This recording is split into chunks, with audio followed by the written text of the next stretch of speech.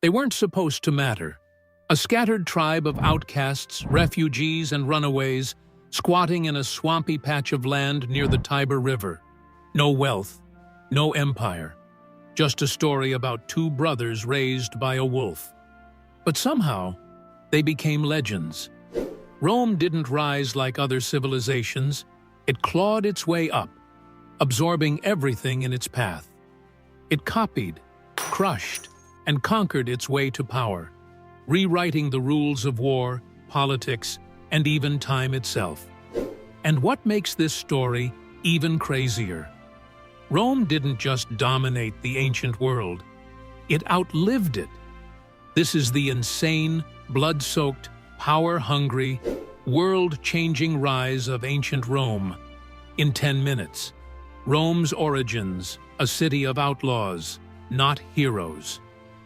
Before emperors and legions, Rome was just a swampy village, mud huts on 7 hills surrounded by far more advanced neighbors.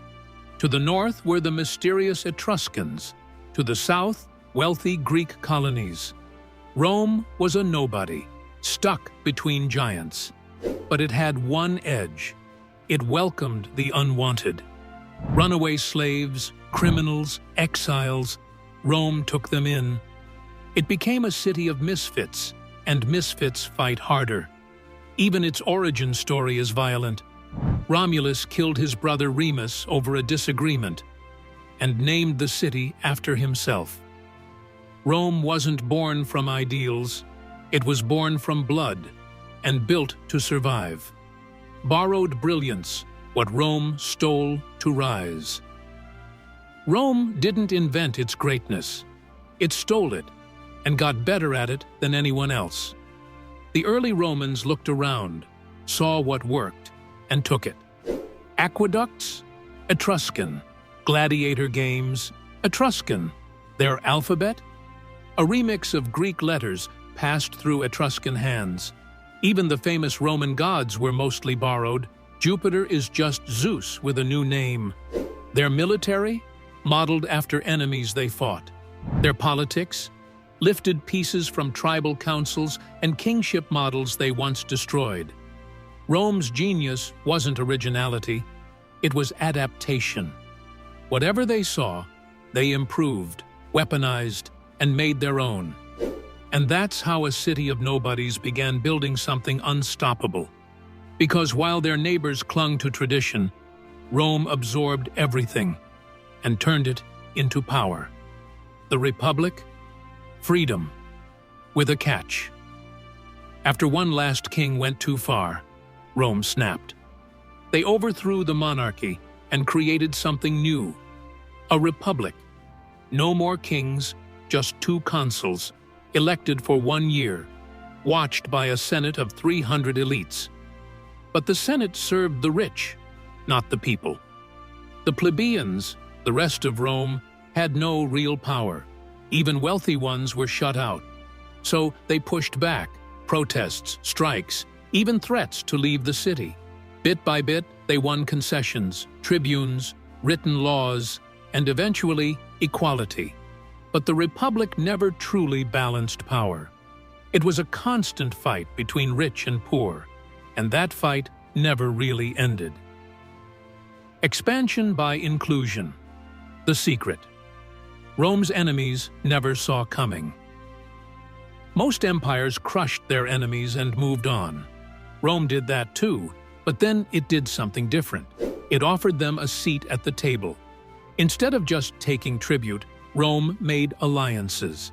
In return for loyalty, conquered peoples could earn land, protection, even citizenship. That changed everything. While others ruled by fear, Rome ruled by absorption. Enemies who resisted were crushed. Those who joined became part of Rome itself. It wasn't mercy, it was strategy. And it worked. Rome expanded faster, held territory longer, and built unity through shared identity. But that strategy was about to be tested by an enemy that refused to be absorbed. The Punic Wars, when Carthage had to die. Carthage wasn't just a rival, it stood in Rome's way. Wealthy, powerful, and in control of key trade routes, it had what Rome wanted. So Rome went to war. Over 100 years and 3 brutal conflicts, they clashed. Hannibal even marched war elephants over the Alps and wrecked Roman armies on their own soil. But Rome didn't quit. They came back stronger and more ruthless. By 146 BC, Carthage was wiped off the map. Burned, enslaved, erased. Legend says Rome salted the earth so nothing could grow again. Rome's message was clear. Challenge us, and we won't just defeat you. We'll destroy you. Rome eats itself when power got too cheap. After Carthage fell, Rome ruled the Mediterranean. Wealth poured in, and so did decay. Small farmers were wiped out by cheap imports and slave-run estates. The poor flooded cities, angry and hopeless. A new class rose, the proletarii, citizens with nothing to lose. The rich got richer. The Senate did nothing. Then came the Gracchus brothers, who tried to fix it. Land for the poor, free grain for the hungry. The elites responded with violence, killing them and thousands of followers. Reform was dead. Power would be protected at any cost. And with that, loyalty shifted, from Rome to the generals who promised land. One of them would soon use that loyalty to reshape history.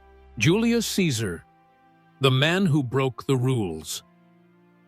Julius Caesar didn't play by the rules. He rewrote them.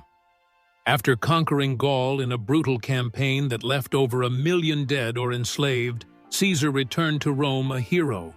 But he refused to follow one key law, disbanding his army before crossing the Rubicon. Instead, he marched on Rome. Civil war erupted. Caesar crushed his rival Pompey, swept through the empire, and even installed Cleopatra as Queen of Egypt. Together, they had a son, Caesarion. Back in Rome, Caesar claimed it all: consul, tribune, dictator for life. Whispers spread he wanted to be king. The Senate panicked. On the Ides of March, 44 BC, they stabbed him to death. But it was too late. The Republic was finished, and the empire was already rising. Augustus and the illusion of control. After Caesar's death, chaos returned. But his heir, 19-year-old Octavian, played the long game. He defeated Mark Antony and Cleopatra, and by 31 BC, he ruled alone. He didn't call himself king. He took the title Augustus, the revered one, and kept the Senate around as a formality. Behind the scenes, he controlled it all: military, money, and law.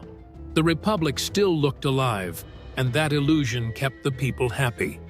Augustus brought peace, the Pax Romana, 2 centuries of stability, free grain, massive temples, and even a month named after him. Poets were paid to praise the state. He didn't kill the Republic with force. He smothered it with comfort. Madness in marble, the emperors go off the rails. Augustus brought order. His successors brought chaos. Tiberius ruled through paranoia and treason trials. Caligula tried to make his horse a consul. Claudius was poisoned by his wife. Nero played the liar while Rome burned, blamed the Christians, and allegedly murdered his own mother. The emperors weren't just rulers, they were gods, at least in their own minds. Statues of them filled temples. Coins bore their faces. Worship wasn't optional. And when the Senate tried to resist, they were ignored. The real power now rested with the Praetorian Guard, an elite force that crowned emperors and killed them when it suited. Rome was no longer led by laws. It was led by ambition, violence, and madness wrapped in marble and gold. The Crisis Century, a Game of Thrones with real blood. By the 3rd century, the Roman Empire was spinning out of control. Emperors came and went, some ruling for just days. The throne was auctioned off. Generals were crowned in battlefields. Assassinations became normal. Civil war was the status quo. In the chaos, anyone could rise. One emperor was a freed slave. Another was a Syrian priest. A third was a brute who won favor through sheer strength. Then came Caracalla, who granted Roman citizenship to almost every free person in the empire, not out of kindness, but to squeeze more taxes from them. Rome was no longer a city ruling the world. It was an idea, stretched thin, cracking at the edges, and desperately trying to hold itself together. Constantine and the last pivot. Amid the chaos, one name changed everything: Constantine. Before a decisive battle, he claimed to see a vision, a cross in the sky with the words, "In this sign, conquer." He won. And just like that, Christianity went from outlawed cult to protected religion. No more hiding in catacombs. Churches rose beside temples. Constantine didn't just embrace the faith. He weaponized it. He moved the capital east and built a new Rome, Constantinople. Soon after, Christianity became the empire's official religion. Pagan temples were shut down, old gods erased. Rome didn't fall. It transformed, and the center of power shifted from the sword to the cross. The fall, not with a bang, but a migration. Rome's fall wasn't sudden. It was a slow bleed. The Western Empire crumbled under its own weight. Bad leadership, economic collapse, and waves of migrating tribes. These weren't just raiders, they were entire nations on the move, pushed west by war and famine. In 476 AD, the last Western Roman emperor, a powerless boy named Romulus, was deposed. The irony? The empire ended with the same name it began with. But the East didn't fall. It became the Byzantine Empire and carried on for another 1,000 years, blending Roman legacy with new faith, culture, and power. Rome didn't vanish. It evolved, splintered, and spread across history. Why Rome still matters. Rome is gone, but its fingerprints are everywhere. Its roads shaped our cities. Its laws shaped our governments. Its language, Latin, gave birth to half the languages spoken today. Even the calendar we follow traces back to Roman time. But maybe Rome's real legacy isn't concrete or empire. It's the idea that greatness can come from anywhere. That a city of exiles and criminals could shape the future for centuries. Rome rose, ruled, collapsed, and reformed again and again. And in that cycle, it left behind a blueprint of ambition, survival, reinvention, and the price of power. Because if history proves anything, it's this: Rome never really ended. It just changed names.